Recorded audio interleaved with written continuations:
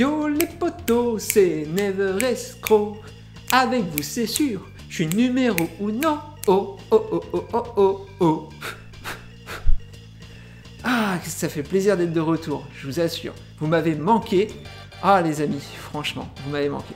Je suis parti faire le tour du monde, donc en vacances pendant une bonne année. Et qu'est-ce que je vois en revenant par ici? Mais que Neveresque a lancé une nouvelle émission à base de cinéma. Mais le pauvre, évidemment, n'a pas compris qu'il fallait dans ce cas-là faire un upgrade du setup. Non, parce que franchement, le canapé gris là, c'est ringard quand même. Franchement, tu parles de cinéma et tu veux parler de cinéma sur un canapé gris? Mais change de canapé! Il faut prendre un canapé rouge là. Ça urge là, c'est maintenant. Hein? Là, il faut un setup, il faut le faire. Faut faire un build-up là du setup. Faut muscler ton jeu là. Hein? Et puis un néon là, Neverprod, ce serait peut-être pas de refus, ce serait bien aussi quand même. Franchement, ce serait la classe. Aïe aïe aïe. C'est toujours moi qu'il faut pour penser aux bonnes idées. Franchement, c'est dommage. Faut vraiment que je sois là pour muscler un peu le jeu de cette chaîne. Donc si vous voulez aider cette chaîne, n'hésitez pas à passer sur le site Tipeee Edren, parce que franchement, le canapé là, c'est plus possible.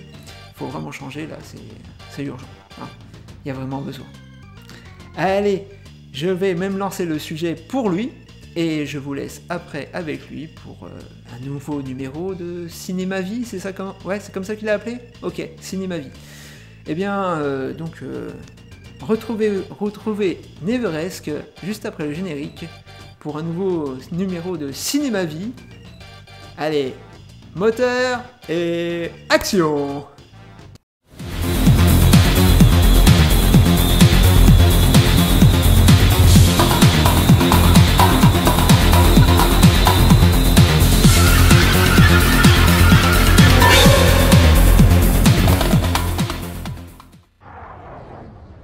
La guerre a commencé.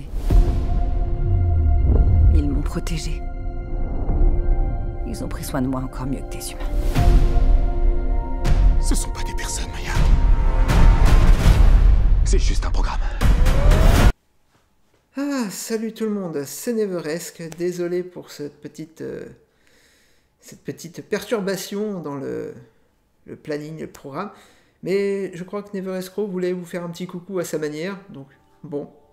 Je lui dis ok, tu fais un caméo, mais après tu te barres. Bon, donc du coup, ceci étant dit, ceci étant fait, on va peut-être parler des choses sérieuses et concrètes de la vidéo, c'est-à-dire mon avis sur The Creator de Gareth Edwards, sorti très récemment, là, le 27 septembre 2023. Et comment vous dire que, comme le titre de la vidéo doit certainement le laisser supposer, c'était une déception. J'en attendais beaucoup, j'en attendais énormément, peut-être trop, beaucoup trop. Et finalement, ça tombe à plat. Ça tombe à plat pour plein de raisons. Déjà, le casting. Le casting est pas bon du tout. John David Washington, je prends les notes. John David Washington, qui non, ne m'a pas convaincu. Il ne m'a pas convaincu du tout. Pas vraiment d'émotion qui transparaît de lui. Alors, le casting brille un tout petit peu uniquement, est un petit peu rehaussé par la présence de Madeleine Yuna Voilis. Je ne sais pas si ça se prononce comme ça, mais on tente. Alors, c'est la seule qui tire vraiment vers le haut le casting. C'est la gamine, en fait. C'est la gamine du film, qui joue le rôle de Alpha O, autrement appelé Alfie. Franchement, il n'y a qu'elle pour vraiment relever le niveau. Le reste du casting est une catastrophe, déjà. Je sais, hein, je rentre comme ça dans le vif du sujet, mais le casting n'est pas bon. N'est pas bon du tout. Alors, Gareth Edwards, quand même, pour situer un petit peu la chose, pourquoi j'en attendais beaucoup? Parce que le gars avait fait Rogue One en 2016. Rogue One, c'est le spin-off de Star Wars. Le seul bon Star Wars depuis que Disney a racheté la licence. Le seul bon truc de Star Wars depuis que Disney a racheté la licence. c'est gros. Donc forcément, j'avais des attentes. Mais j'aurais peut-être pas dû. La bande-annonce, pourtant, était alléchante. Clairement. Ça donnait un certain ton, un certain cachet. Il s'agit d'un combat pour notre propre survie. Sergent Taylor, la victoire est à portée de main. Mais les IA développent une arme surpuissante. Exécutez-la. Ou nous disparaîtrons.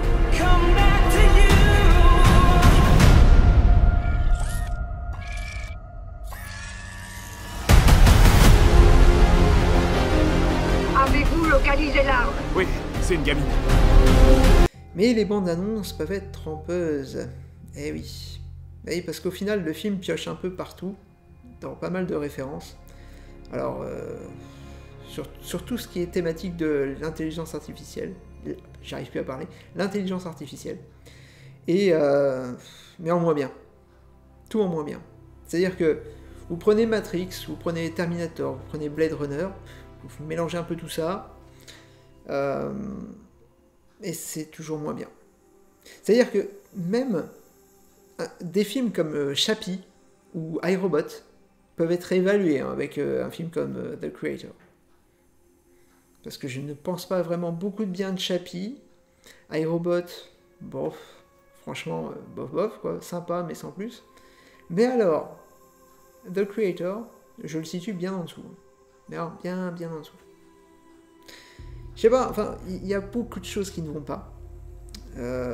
Bon, l'histoire, je vais vous la résumer vite fait, hein, mais l'histoire, c'est un ex-militaire qui est donc appelé et chargé de retrouver et d'éliminer une nouvelle création des IA qui s'appelle Alpha O, et cette création pourrait menacer l'humanité. Voilà, dans le pitch, vous l'avez. Donc Joshua, puisque c'est son nom, hein, le nom de l'acteur, enfin du personnage interprété par John David Washington. Et ce Joshua, bon bah évidemment, le truc hyper téléphoné quoi. Il va finalement, il va se prendre d'affection pour le robot, pas pour la machine qui s'appelle donc Alpha O. Et donc cette machine se simulant dans l'univers du film, ça s'appelle des simulants.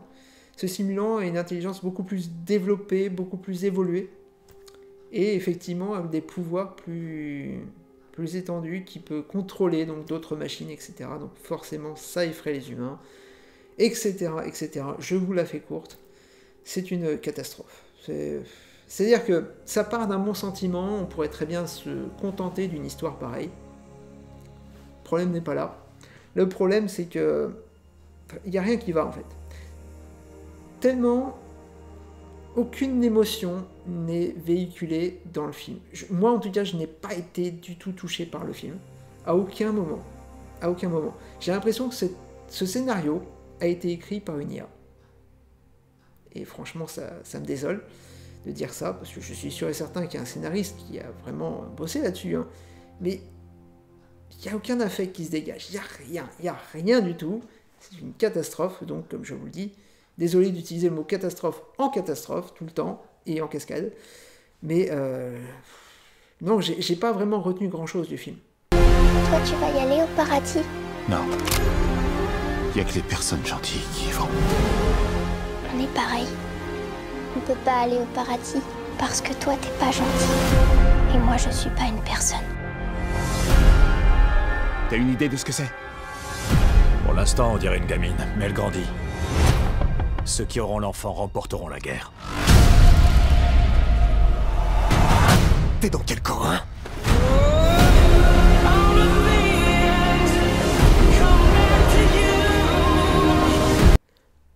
On aurait pu se contenter d'une histoire pareille. Mais le problème, c'est que les facilités d'écriture sont présentes à tout bout de champ. Tout s'enfile un peu trop facilement. Non, ça colle pas. Ça colle pas du tout. Tenez, je prends un exemple tout simple. Tout simple. Hein. L'exemple dans l'espèce de bidonville, quand Joshua va découvrir Alphao, juste avant de la retrouver, là, ils atterrissent dans un bidonville avec son escouade, et là, il y a un membre de son escouade qui, d'ailleurs, nous fait une sorte de platoon à ce moment-là, en interrogeant les villageois de manière assez abrupte, avec des menaces et tout. Et là, d'un seul coup, Joshua observe un petit peu le décor. Ah tiens, j'ai trouvé un interrupteur. Hop là, c'est bon, ils ont trouvé une trappe. Et c'est bon, ils peuvent s'infiltrer donc dans le labo qui est situé juste en dessous. Au secours. Au secours. À fuir, c'est à fuir. Franchement, je ne comprends même pas. Bref, je ne sais pas ce qu'on peut sauver de ce film. Peut-être les décors. Les décors, ça c'est sûr et certain. C'est très joli. C'est pas trop la photographie qui est jolie, mais c'est les décors. Tout est bien fait, tout est bien emballé. C'est bien emballé. C'est propre. On sent quand même une sorte de volonté de faire bien, avec pas trop de moyens, avec un budget modeste de 80 millions de dollars. Ça prend des allures de blockbuster, mais au final c'est surtout un film de divertissement simple, qui pousse pas énormément de réflexion, qui ne va pas très loin sur les thématiques justement de l'IA. C'est très moyen et extrêmement décevant, je dirais même médiocre. Donc je suis vraiment désolé. Si vous avez été voir ce film avant de voir cette critique, je suis vraiment navré pour vous si vous avez été déçu, parce que c'est exactement la raison de cette vidéo, c'est pour essayer de prévenir les gens que ne vous attendez pas à un grand film. C'est pas forcément un film mauvais, c'est pas un film à mettre à la poubelle, mais c'est loin d'être un film brillant, c'est loin de ce qu'on aurait pu espérer de Gareth Edwards, qui finalement ne transforme pas l'essai, je dirais, de Rogue One, hein, parce que Rogue One était quand même très bon, au moins de mémoire en tout cas. Il était un peu long, il y avait des petits problèmes de longueur, mais franchement c'était quand même un bon spin-off qui essayait de faire autre chose que du Star Wars classique, et il s'en sortait très bien. Et là je sais pas. Je suis vraiment navré, mais voilà, c'est mon avis là sur le vif. Enfin sur le vif, ça fait pas loin de 24 heures, là j'ai pris le temps un petit peu de digérer le film. Mais ouais, non, ça ne le fait pas. Franchement, c'est peut-être ma déception de l'année en termes de film. Bon, tant pis. C'est comme ça, on peut pas toujours gagner. Voilà, c'est tout pour aujourd'hui. Eh bien, en tout cas, merci de m'avoir suivi jusqu'au bout, et on se retrouve bientôt pour un nouveau numéro de Cinéma Vie ou une nouvelle vidéo, qu'importe. Allez, à bientôt. Ciao.